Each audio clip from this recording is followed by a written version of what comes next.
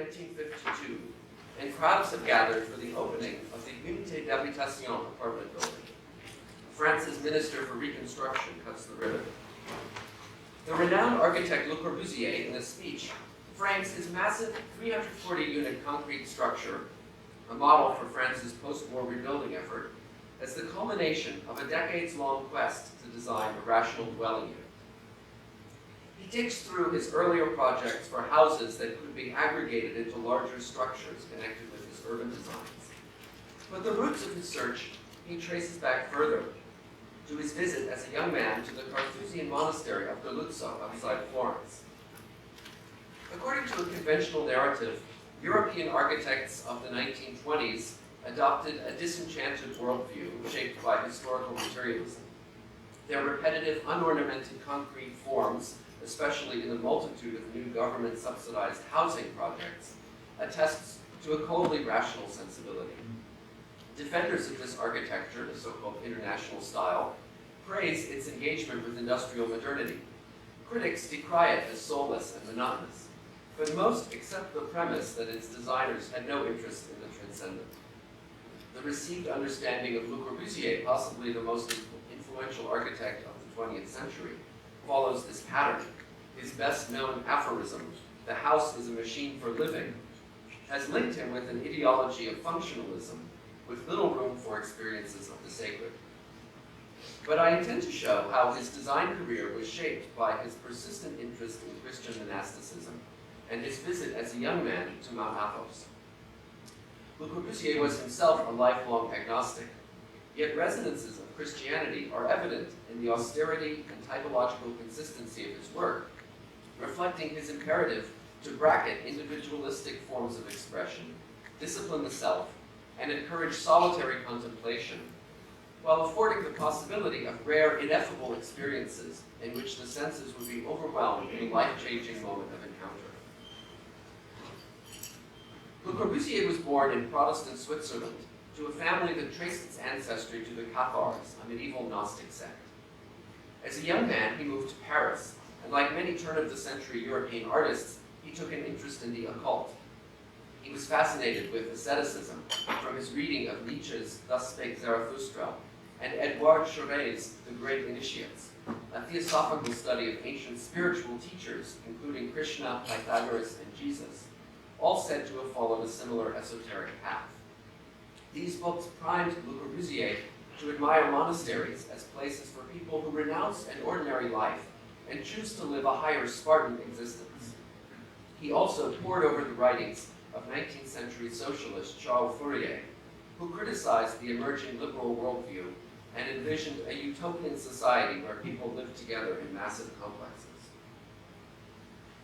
In 1907, the 20-year-old Le Corbusier traveled with a friend to Tuscany and visited the monastic charter house of Beluzzo.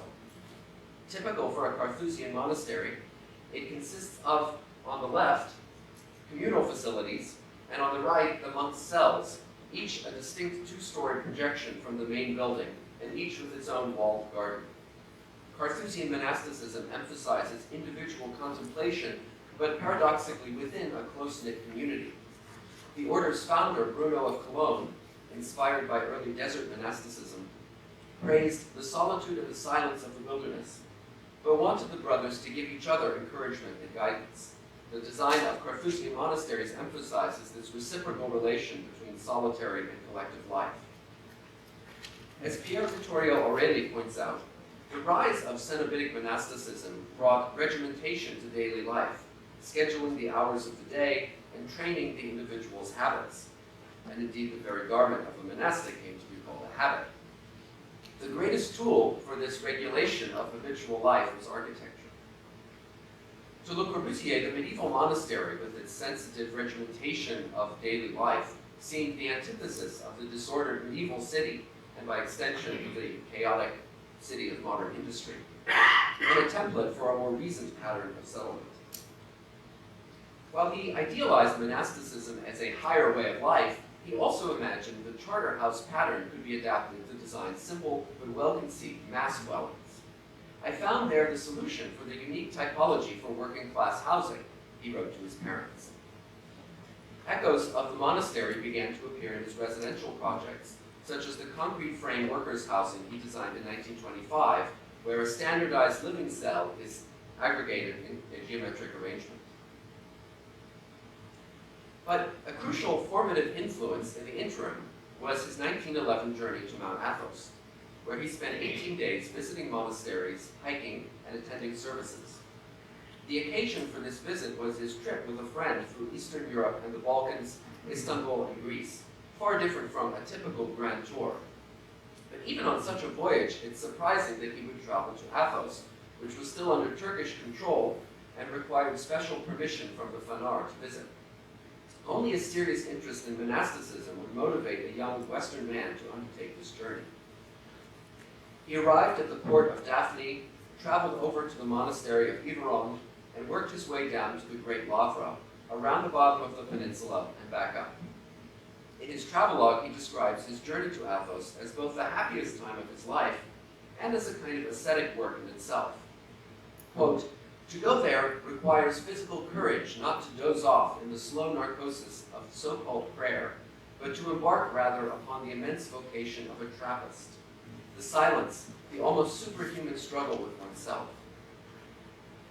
His sketchbooks are filled with his drawings of the churches he encountered, Athos rising in the distance seen from his approaching boat, and monasteries glimpsed from the rocky topography. Athos gave him a new outlook on his profession. "I felt quite strongly that the singular and noble task of the architect is to open the soul to poetic realms by using materials with integrity so as to make them useful. What a divine calling for the ancient builders. The discipline from now on is unknown to us, the bunglers of today." Elsewhere he writes, Protestantism as a religion lacks the necessary sensuality that fills the innermost depths of the human being. This sensuality, which intoxicates and eludes reason, is a source of latent joy and a harness of living strength. He describes the Orthodox faith as a greenhouse warm with mysticism. Now, there's no question such statements betray a youthful romanticism, a naive search for the mystic Orient. Many of the Western artists he admired, including William Morris and Gustav Klimt, were fascinated with Byzantine art as an alternative to classical perspectival space. And Le Corbusier, too, interpreted what he saw through an exoticist lens. Yet his experience went deeper than this. He made detailed plan and section drawings and a site plan of the Monastery Catholica. "The Athos church is a concise model," he wrote, "comparable to a bud on a tree, which, though very small before the warm spring rains, contains ever treasure inside its firm and shining shield. For summer, the flower, for autumn, the fruit, and for winter, the slow and dark germination." His diary culminates in a rhapsodic account of an all-night festal vigil for the Dormition of the Theotokos at Iveron Monastery, dedicated to the Dormition. And yes, the young Le Corbusier recognized the irony of celebrating the Virgin Mary in a place that prohibited women visitors. He describes his unfolding experience of the service, which went on hour after hour in an unfamiliar language. Standing in the transept opposite a motionless bishop, the young man passes from dazzlement to fatigue to heightened self-awareness. For hours, we endured the continuous and monotonous unfolding of the ceremony. Standing in the pews, we became consumed by exhaustion. 2 o'clock came. Pushed to the limits, poor old men slumped on their knees, drowsy and shrunken. We were dying of hunger right alongside the altar, waiting for all this to end. Then the music intensified its raking of our senses. My mind wandered, reliving in flashes forgotten moments of my pathetic existence. Dawn finds the church ablaze with prayers. A great peace surrounds us, we who are immeasurably distressed. The night, the sea, the mountain, and we with the loud clamor of cries, calling in anguish from beneath the domes, permeated by the smoke of the wax and the incense. Le Corbusier's experiences on Athos established the pattern for a recurring tension in his subsequent architecture. On the one hand, typological standardization of economical, unornamented elements. On the other, animating this repetition and punctuating it with moments of expressive exuberance, in which the perception of perfectly proportioned forms and spaces overwhelms the senses. Hence, his prismatic houses of the 1920s whose stark volumes and functional furnishings were meant to put dowdy bourgeois villas to shame. In Aureli's analysis, early Christian monasticism started as a critique of institutional power and private property, but beginning in the 19th century was appropriated and eventually degraded into a minimalist aesthetic style. And Aureli mentions in particular the understated design language of Apple products. He reads the pseudo-religious aura in much minimalist design as a simulation of asceticism rooted in marketing and consumption, alienated from the original purpose of monasticism, the disciplining of the self. But in the 1920s, Le Corbusier still aimed to tap into monasticism's radicality as a living critique of a turn-of-the-century bourgeois lifestyle based on accumulating property. It suggested to the young architect, trained in Morris's arts and crafts sensibility, a project of stripping away distractions and living more simply and intentionally. He wrote disdainfully that a middle-class house full of bric-a-brac indicated a desire, quote, to get away from oneself, never be alone. If I were to come face to face with my soul, faithful thought, what would I say to it? His own houses... Recording in progress. His own houses were meant as places where moderns could embark on that terrifying existential quest.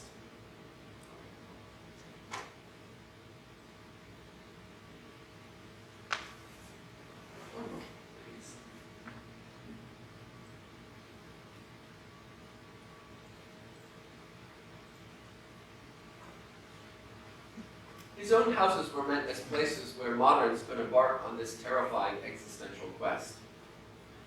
Balancing this imperative to austerity and standardization was the importance in his designs of a so-called architectural promenade, a sequence of choreographed movements that turned the experience of a building into a ritualized voyage. In the 40s, growing disillusioned with his earlier faith in technological progress, he compared the sensations catalyzed by architecture to a vaguely pantheistic religious experience. The whole environment brings its weight to bear on the place where there is a work of art. A phenomenon of concordance takes place, as exact as mathematics. In a complete and successful work, there are hidden masses of implications, a veritable world which reveals itself. A boundless depth opens up, effaces the walls, and drives away contingent presences, accomplishes the miracle of ineffable space. I am not conscious of the miracle of faith, but I often live that of ineffable space. Le Corbusier's pre-war career repeatedly invoked the theme, familiar in modernity, of art as a substitute for religion. Indeed, he lived his own life in a highly regimented way, structuring his daily routine around an intentional balance of action and contemplation. He told a group of architecture students, "Devoting yourself to architecture is like entering a religious order. You must consecrate yourself, have faith, and give. As a just reward, architecture will bring a special happiness to those who have given her their whole being." And it was surely not lost on him that the narrow Parisian atelier where he worked was formerly part of a Jesuit abbey. But starting in the 50s, he shocked observers by accepting a series of ecclesiastical commissions. This period after World War II, but before Vatican II, was a generative time for French Catholicism. The liturgical movement reached its apex in France as Catholic thinkers came into dialogue with Orthodox immigrants from Eastern Europe. This is the milieu in which Father Alexander Schmemann developed his liturgical theology. Iconographer Leonid Uspensky launched his aesthetic rediscovery of Byzantine iconography, and Olivier Clément expounded the need for Orthodox dialogue with other religions and modernity itself. It inspired the icons of Sister Joanna Reitlinger and Father Gregory Krug, and the research in comparative religion by expat Romanian Mircea Eliade. In the early 50s, in what one might call the post-secular phase of his career, Le Corbusier was approached to design a hillside pilgrimage shrine dedicated to the Virgin Mary by a group of French Dominicans affiliated with the journal L'Art Sacré, whose editor, the friar Marie-Alain Couturier, sought to move Catholic art away from the neo-Baroque styles of the 19th century and into dialogue with artistic modernity.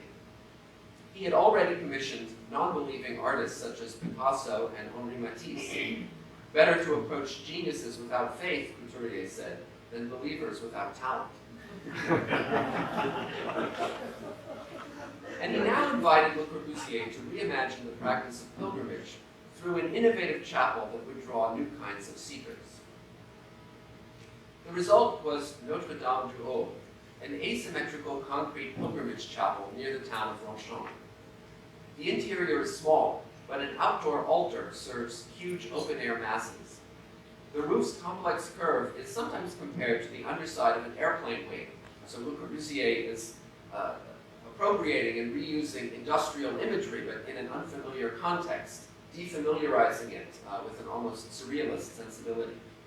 It seems to press down, emphasizing its weight, but around the edge there's a sliver of light, so it's floating, so evoking the meeting of heaven and earth. What look on the outside like 3 bell towers are actually light scoops, bringing illumination at different times of day into 3 side chapels. In addition to its Christian and industrial references, the heavy white walls probably recall a medieval whitewashed mud brick mosque Le Corbusier visited in French Algeria. There's a tension in the design between the elemental, primitive sensibility of the thick walls with textured surfaces to catch the light, and the highly calculated geometry of the twisting wall and roof. 1 second you feel you've been transported back to the Middle Ages, a second later into a science fiction future. This is what Couturier wanted, avant-garde Christian art and architecture that could speak to contemporary people in unexpected ways. But Longchamp has not been universally loved.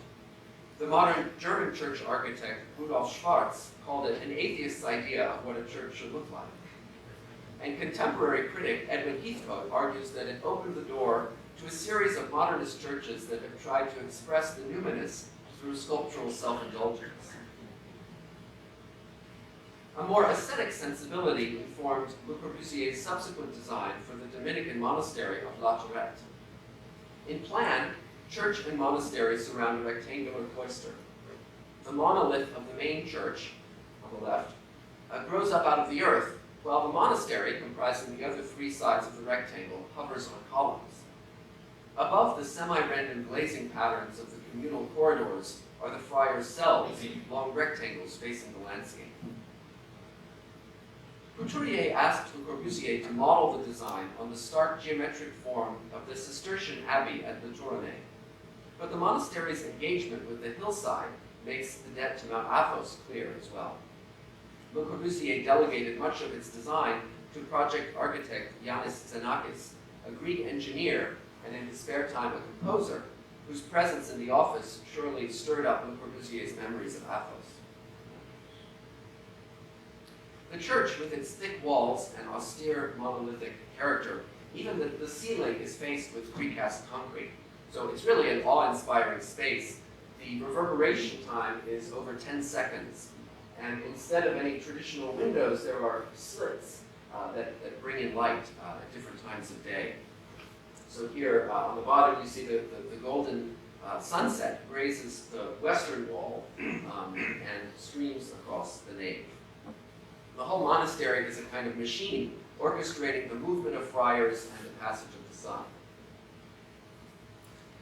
Inside the cloister are collective facilities. The cells are Spartan and very narrow because they're intended as single-person rooms. The congregating is discouraged, contrary to what you see in this photograph. There's a clear division between spaces of private contemplation and the communal refectory, library, and other living spaces. To conclude, Le Corbusier's impressions of monasteries informed his lifelong search for typological regulation, choreographed movement, and aesthetic intensification through the elimination of extraneous ornament. Through his journey to Mount Athos in particular, he cultivated a duality in his work between the ascetic and the ecstatic, a duality that reached its apex in his post-war journey to ecclesiastical designs. So I think it would be a mistake for contemporary church architects simply to cast aside the modernist architectural vocabulary on the assumption that it is foreign to the Christian experience, when in fact, Le Corbusier's architecture was deeply informed by a quest for the sacred and a conviction that architecture for an industrialized urban world could kindle a spark of the radical project of spiritual self-transformation that began in the 3rd and 4th centuries in the deserts of Egypt and Syria. Thank you.